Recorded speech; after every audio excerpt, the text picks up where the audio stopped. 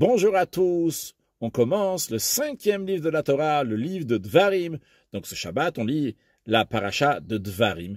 Et le Shabbat qu'on lit la paracha de Dvarim, c'est toujours aussi le Shabbat Chazon. Le Shabbat qui est avant Tisha B'Av, le 9e jour du mois de Av, le jour de la destruction du premier et deuxième temple.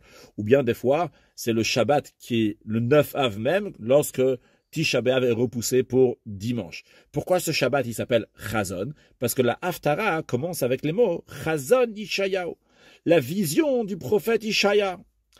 C'est connu ce que le Rabbi Levi Yitzhak de Barditchev explique, que quand on dit Chazon, c'est pas juste Chazon par rapport à la vision du prophète Ishaya, mais c'est Chazon, c'est la vision que chaque juif il a du 3e Beth Amikdash.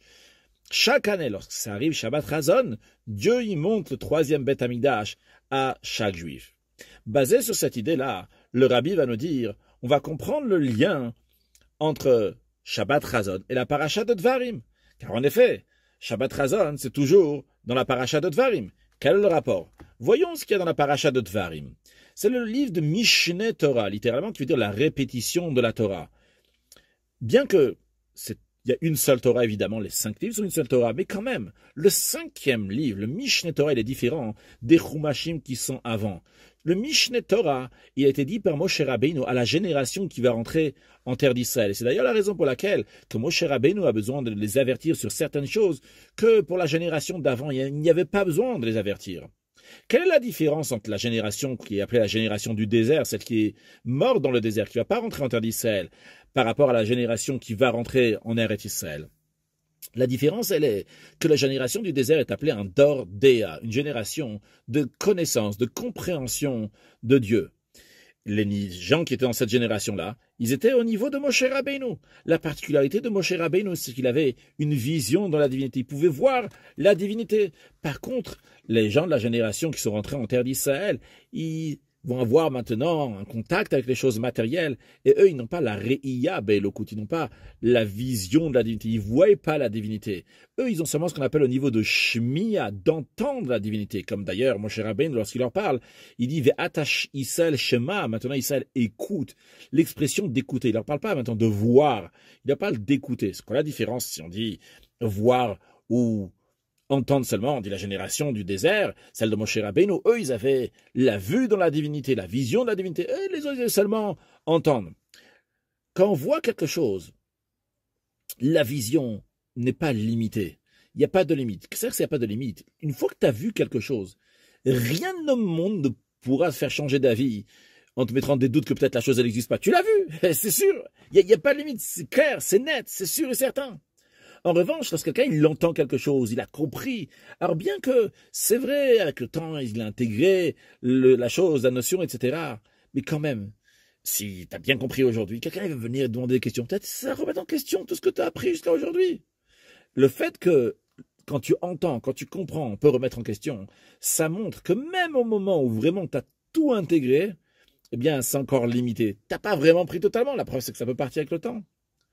Et ça, c'est la différence entre la génération du désert et la génération qui va rentrer en Eretz Israël. La génération du désert, ils ont vu la divinité, ils ont vécu la divinité. La génération qui va rentrer en Eretz Israël, ils entendent la divinité. Et c'est la raison pour laquelle, que dans Mishneh Torah, ce 5e livre-là, qui est dit à la génération qui va rentrer en Eretz Israël, dans cette génération qui avait seulement l'entente, la compréhension de la divinité, eh bien, il y a besoin d'ordonner. Moshe Rabbeinu leur dit de faire Mesirat Nefesh, de se donner pour Hachem.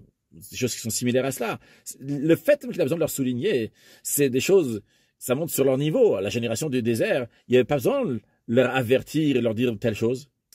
Mais le Rabbi nous dit, bien qu'ils sont plus bas, la génération qui va rentrer en Eretz Israël, mais quand même, c'est important, mais quand même, on verra après donc le lien entre Dvarim et Shabbat Chazon, c'est cette idée-là, le paradoxe qu'il y a. On n'a pas encore fini le paradoxe, on a juste commencé un côté. Le côté, c'est qu'ils sont bas, ils sont plus bas que ceux qui étaient avant. Mais quand même, bien qu'ils étaient dans un niveau beaucoup plus bas que ceux qui sont entrés, que ceux qui étaient avant, donc ceux qui étaient dans le désert, mais ils ont une supériorité qu'il n'y avait pas pour ceux qui étaient dans le désert. À propos de la génération qui était dans le désert, Moshe Rabbeinu leur dit Kilovatem adata lamnucha velanachala. Tout ce qu'il y avait jusqu'à présent, c'était une situation où vous n'êtes pas encore arrivé à la tranquillité, le repos et l'héritage. Vous n'êtes pas encore arrivé au Mishkan, le tabernacle qui va être érigé à Shiloh pendant 369 ans, un Mishkan de pierre qui sera là-bas, qui sera fixe. Et n'en parlons pas après à Yerushalayim, qui est pas seulement la Menucha, le repos, mais qui est Nachala, donc qui est l'héritage. Donc à partir de ce moment-là, il y aura toujours la Gdusha, la sainteté là-bas dans le premier Beth Amikdash, dans le deuxième Beth Amikdash. Donc c'est uniquement une fois qu'ils sont rentrés en terre d'Israël, à ce moment-là, ils sont arrivés donc à ce niveau-là qui est plus haut. Et la raison, c'est pourquoi? C'est cette génération-là, eux qui sont plus bas, ils ont affaire avec les choses matérielles. Encore une fois, un niveau plus bas. Mais eux, ils ont la possibilité de concrétiser l'intention d'Akadosh Baruch Hu dans ce monde, d'amener la Menucha, le repos de Dieu dans ce monde, que Dieu va reposer dans ce monde, l'héritage que Dieu de manière fixe va se retrouver dans ce monde. Donc, qu'est-ce qu'on voit par là? On voit, d'un côté, ils sont au niveau très bas, ils sont inférieurs, ils vont avoir à faire des choses, ils ont avoir à faire avec la matière. Mais d'Avka par ça, et par la matière, eux, ils vont pouvoir amener la Shrina, la présence divine, dans le Mishkan, dans le Beth Amikdash, dans le tabernacle et dans le temple. C'est un paradoxe, mais c'est comme ça que ça marche. Par la matière, on peut amener le plus haut niveau de divinité. Et cette idée de paradoxe, qu'il s'agit d'une génération qui est plus basse, qui va rentrer en terre d'Israël, qui va avoir affaire avec la matière, mais elle, d'un autre côté, c'est uniquement elle qui va pouvoir amener la Shrina, la présence divine, de manière fixe dans ce monde, non pas comme ceux qui étaient dans le désert, qui emmenaient donc la présence divine, mais cette présence divine, donc qui n'était pas de manière fixe, c'est le Mishkan, Veshachanti Betorah, mais ce n'était pas comme en Eretz Israël. Eh bien, ce paradoxe-là, on le retrouve aussi dans le Shabbat Razon. D'un côté, ce Shabbat, c'est un Shabbat qui est toujours dans la période de 9 jours. Encore plus que ça. Pas juste dans les 9 jours, c'est le Shabbat qui est juste avant Tisha B'Av, le moment de la destruction. Mais d'un autre côté, c'est uniquement par cette descente, par cette chute, arriver à ce niveau bas, qu'on peut arriver au plus haut niveau. Comme le Rabbi Levi Yitzhak de Berditch avait dit, qu'à Shabbat Razon, qu'est-ce qui se passe? On montre le troisième Beth Amikdash. Le troisième Beth Amikdash, il est plus haut que le premier Beth Amikdash et que le deuxième Beth Amikdash, qui sera reconstruit très prochainement par Mashiach Tzidkenu.